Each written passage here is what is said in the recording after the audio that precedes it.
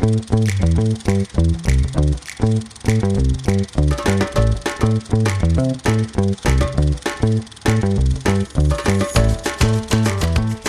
everybody and welcome to another episode of Kev's Movie Corner. I'm Kev.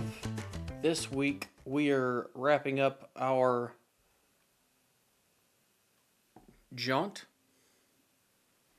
run, I don't know, whatever you want to call this little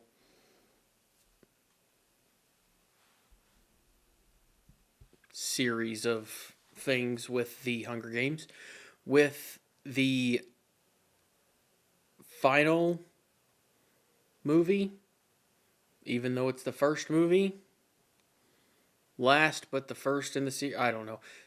It's the most recent, but should be the first because it's the prequel.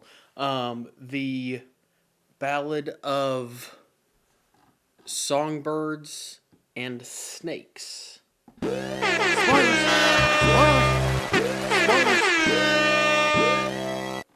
So this movie was actually just released a couple years ago in 2003. The synopsis from IMDb is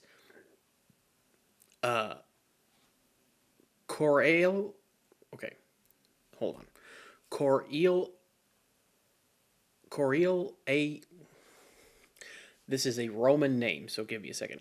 Coriolanus, I had this a second ago. Coriolanus,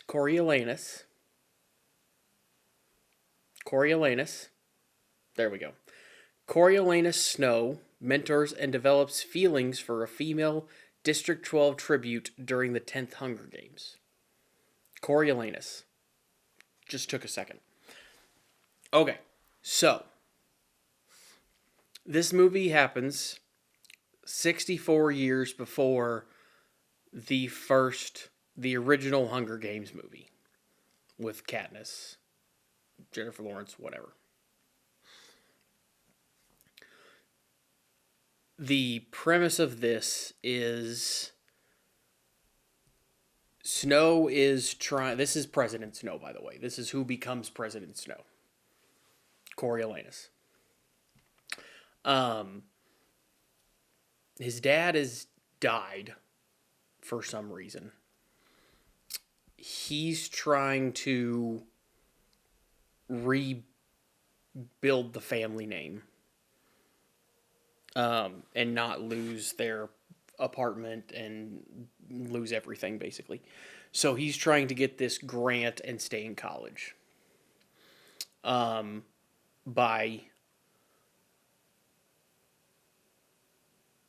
I don't really know what he has to do in order to get it, but they changed something with the Hunger Games.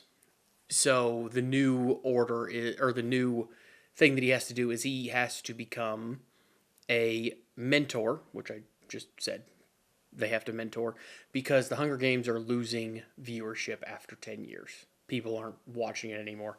So they change it up. They change up the Hunger Games, and one of the things they do is they're going to try to get people to, and this is one of his ideas actually, is get people to be involved by showing people the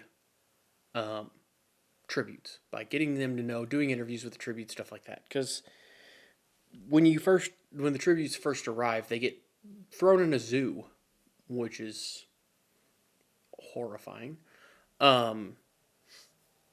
But they start doing the first televised interviews with them and things like that.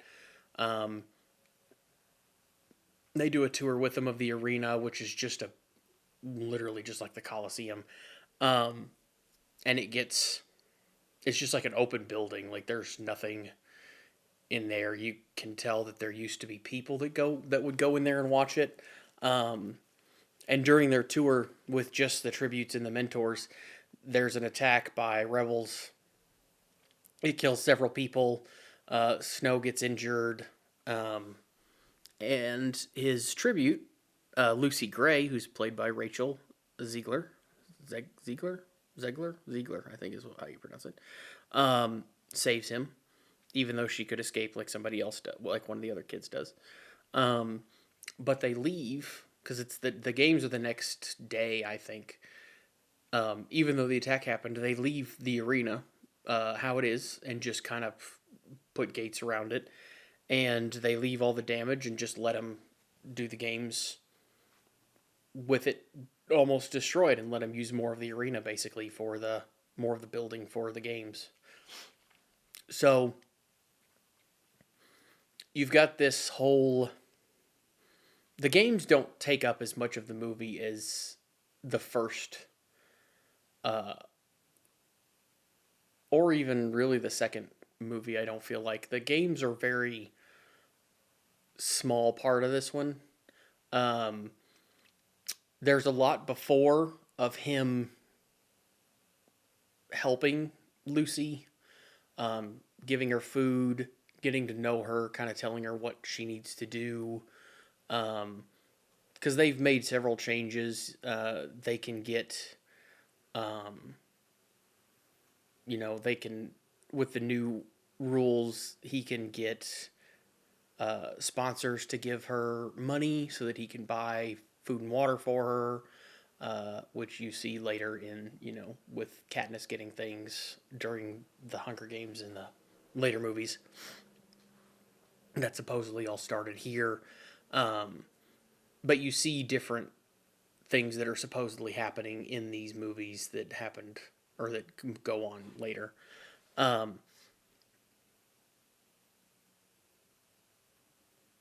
And you just kind of see some of these things that start with this is kind of where I guess you get that happening. Um, and you see a lot of him kind of helping,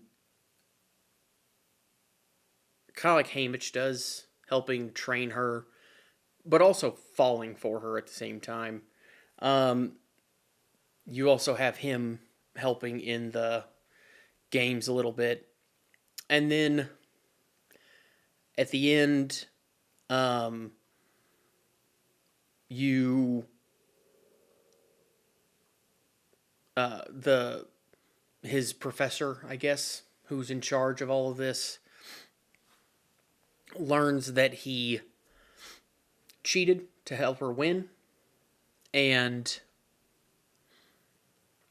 uh, basically exiles him, forces him to take a job as a peacekeeper, which he um, asks to go to District 12 so he can hopefully see Lucy Gray again. Which he does. He sees her out there. He finds her, um, and he spends time out there with her, getting to know her even more, um, but also ends up in trouble. Uh, ends up killing someone in a fight. Um, and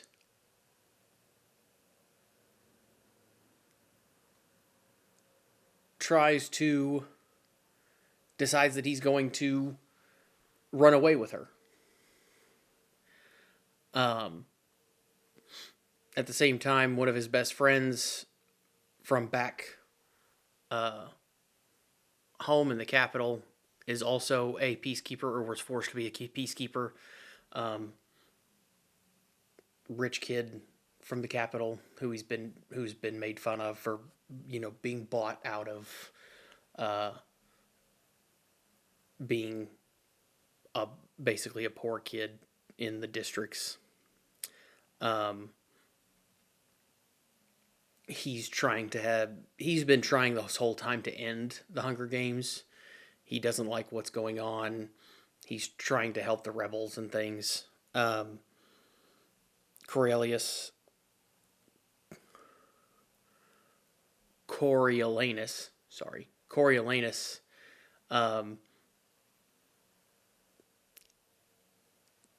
basically stabs him in the back and sends a recording of him to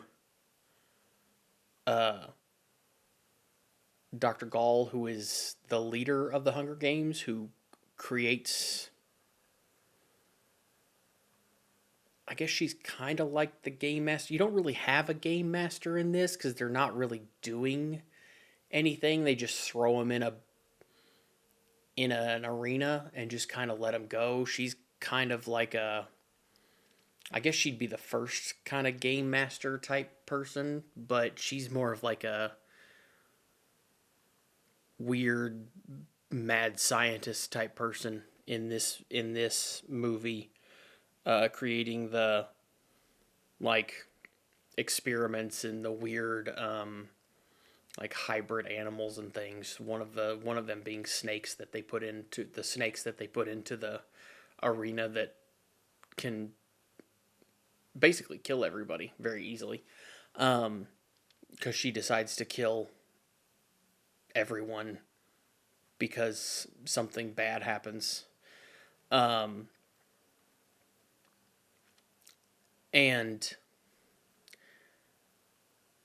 I'm all over the place. Sorry.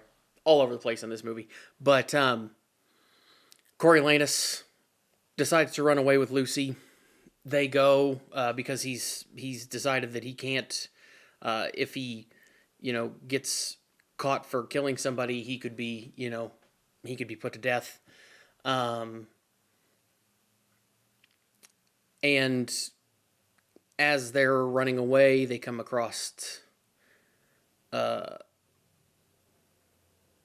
this cabin that they had been to before, and he learns that the guns that he had shot somebody with are hiding in this cabin where she could have known, and he kind of starts to turn a little bit more on her, thinking that, she's the only one that knows that he killed somebody, so he starts to turn on her and kind of move towards evil, and she ends up running away from him into the woods. He goes to find her, tries to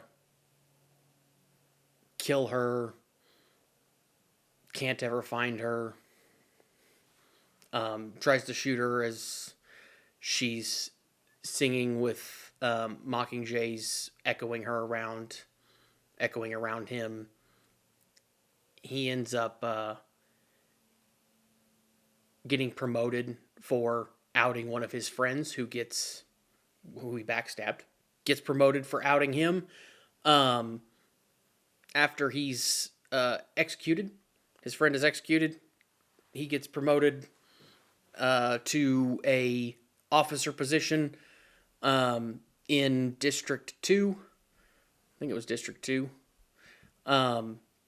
Ends up not going to District 2, but goes back to the capital to work with Dr. Gaul and the friend who he stabbed in the back, to be the heir to that friend's parents' fortune, because they don't know that he stabbed him in the back. So they're going to pay for his college, and he can now start rising up through the capital and come up with different things he starts coming up with more things for the games. And one of the last things that he does shows his kind of transition more to evil. The professor, or Dean Highbottom, who had put him in to be a peacekeeper in the first place, reveals that he was the one who created the games as a joke. But Coriolanus' father took it as a serious thing to the university when they were both together in university. And they took it the school took it as a serious ordeal.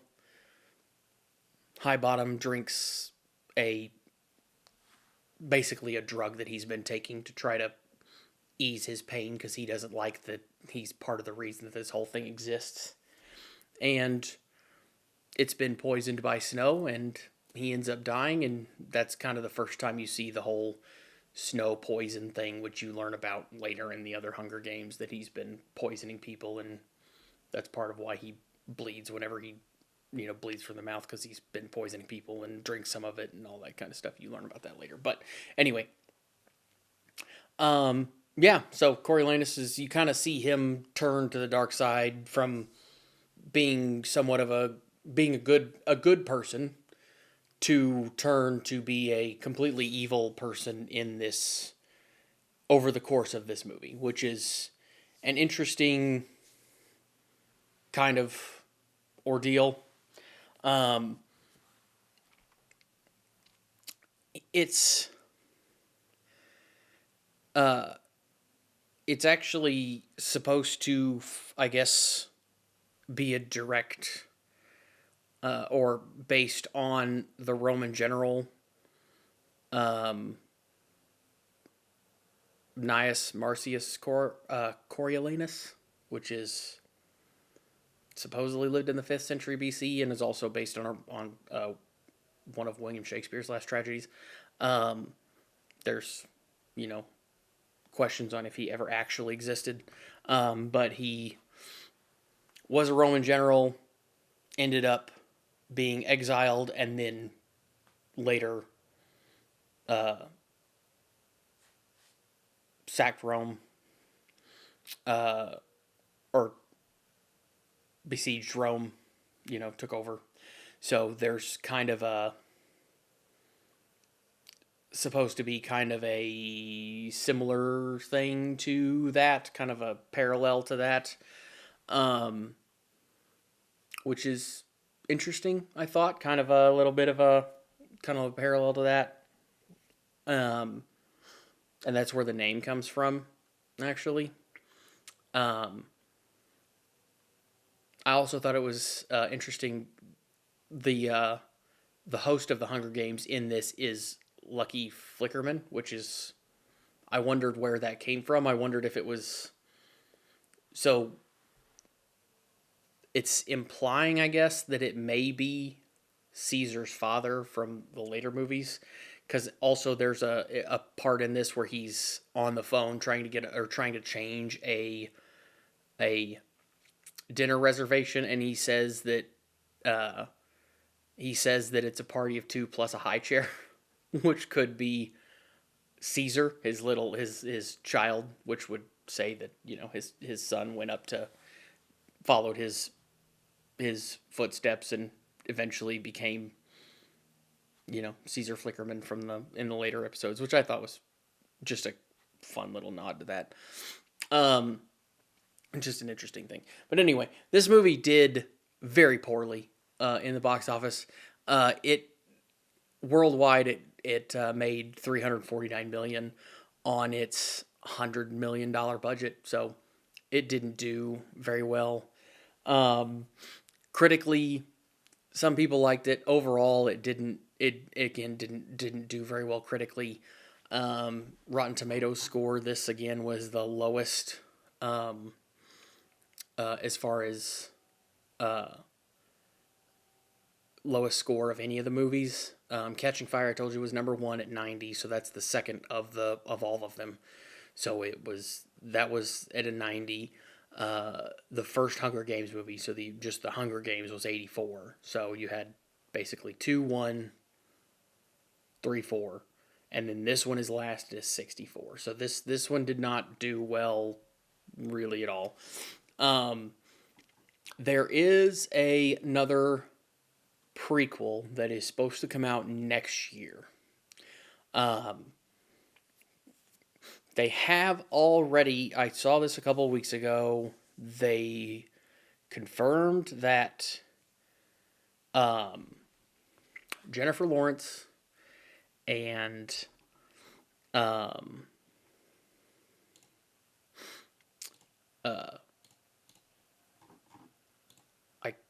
don't know why I can't remember who plays PETA, but that he was going to be coming back as well. So, don't know why I can't remember it. Hold on just a second, and I will tell you who it is. Jennifer Lawrence and Josh Hutcherson. I saw that they confirmed that both of them are going to come back to play Katniss and Peeta for the other prequel, which is Sunrise on the Reaping. So that one is supposed to be the 50th games. So the second quarter quell. And is supposed to follow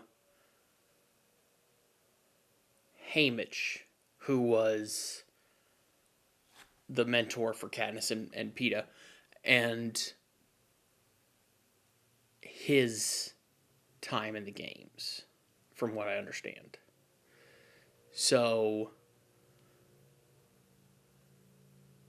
yeah, that one's supposed to be, I believe, Haymitch's story. And how he did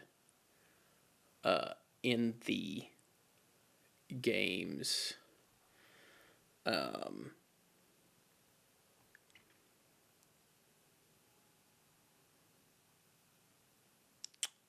So, that ought to be interesting.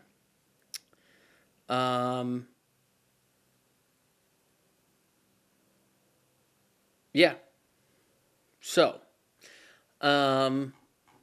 we'll see. That one's supposed to come out again next year, so we'll have to come back and watch this. And watch that one when it comes out to see how that goes. This one was okay. I don't know that I would go back and watch this one again.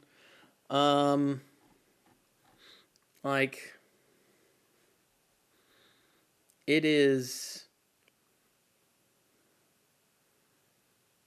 The Rotten Tomatoes thing says that it was, it was rushed and had a frustrating ending. That's what the, critics' consensus says for it. I understand that. That makes sense. It does have a frustrating ending because you don't really, you don't know what happened to Lucy. You don't, you kind of have it kind of just, you kind of get a little bit of what Snow does. You get the kind of wrap up with him, I guess, a little bit, but it's just kind of I don't know. It's not, it was okay.